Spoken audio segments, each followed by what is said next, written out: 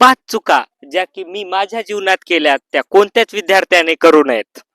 एक जी की सर्वात मोठी चूक आहे, एकाच गोष्टीवर टिकून न राहणे, वेगवेगळ्या गोष्टीच्या मागे पडणे. तर 11वीला मला जेईची प्रिपरेशन करायची होती, कारण नंतर मला UPSC द्यायची होती.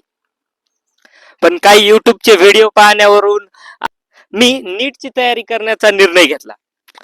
नंतर 12वीत मला लॉ करायचं भूत चढलं आणि जर मी लॉ केलं तर UPSC मला सोपी जाईल असं मला वाटलं.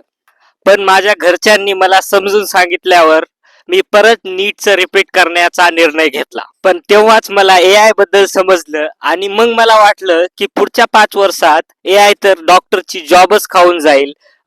कारण वाटलं MBBS होऊन चालणार नाही, MD MS करून सर्जन तर व्हावंच लागल. आणि त्यानंतर मी IIT मद्रासच्या ऑनलाईन डिग्री प्रोग्राम मध्ये ऍडमिशन घेतलं आणि ती पण डिग्री मी 1-1.5 वर्ष केली आणि असं समजलं की यार आपल्याला ऑनलाईन मध्ये खूप साऱ्या गोष्टी मिळत नाही ज्या की ऑफलाईन ला गेल्यावरच भेटतील. मग काय, परत CETचं प्रिपरेशन केलं, CETची एक्झाम दिली.